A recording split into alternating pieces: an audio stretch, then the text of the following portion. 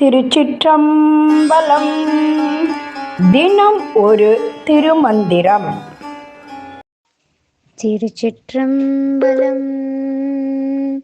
ஆறு முகத்தில் அதிபதி நான் என்றும் ஊறு சமய குருபரன் நான் என்றும் தேரினர் தெற்கு திரு அம்பலத்துள்ளே வேறின்றி அண்ணல் விளங்கி நின்றானே. திருச்சிற்றம்பலம். திருச்சிற்றம்பலம். ஆறுமுகத்தில் அதிபதி நான் என்றும் என்று தொடங்கும் பாடலை இப்பொழுது காணப்போகிறோம். ஆறுமுகத்தில் அதிபதி நான் என்றும் கூறு.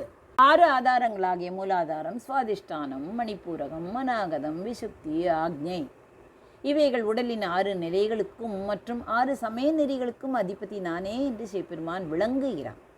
மேலும் முருகப்பெருமானின் தந்தையாகவும் 6 முகங்களை கொண்ட ஆன்ம தத்துவங்களின் அடிப்படையாகவும் விளங்குபவன் யார்? சிவபெருமான்.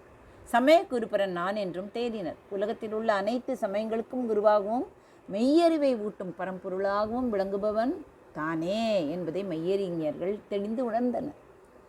தெற்கு திரு அம்பலத்துளே தெற்கு பக்கத்தை நோக்கிய தில்லையாகிய திரு சிற்றம்பலத்தில் தென் திசை கடவுளான தட்சிணாமூர்த்தியாகவும் தில்லை நடராஜாகவும் விளங்குகிறதுனால் இவர் தெற்கு திரு அம்பலத்துள்ளே என்று கூறுகிறார்.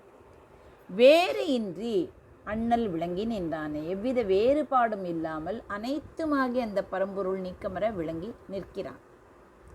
6 முகம் மற்றும் சமயகுரு என்கிறாரே, அப்படி என்றால் என்ன? ஆன்மீக சாதகர்கள் உடலில் உள்ள 6 ஆதாரங்களை கடந்து மேலே செல்ல வேண்டும். அந்த யோக நிலைகளுக்கும் அனைத்து சமயங்களுக்கும் முதன்மை குருவாக ஆதி குருவாக விளங்குபவன் யார்? சிவபெருமான். ஆறுமுகம் என்பது முருகப்பெருமானை குறிப்பது போலவே சிவபெருமானின் ஈசானம், தத்புருஷம், அகோரம், வாமதேவம், சத்யோஜாத்தம், விண்ணோர், அரியாவண்ணம் நின்ற அடிமுடி என்ற திருமுகங்களை குறிப்பதாகவும் கொள்ளலாம். சிவபெருமான் தில்லை திருத்தலத்தில் நின்று ஆடும் கூத்தனாக மட்டும் இல்லாமல் ஞானம் வழங்கும் தட்சிணாமூர்த்தியாக தெற்கு திசை நோக்கி அமர்ந்து உலகிற்கு அருள்பவனுமாக இருக்கிறான். அந்த தில்லை சிற்றம்பலத்தில் அவனே அனைத்து சமயங்களின் உண்மையாக வேறொன்றின்றி தனித்து விளங்குகிறான் என்பதை திருமூலர் இப்பாடலின் மூலம் உணர்த்துகிறார்.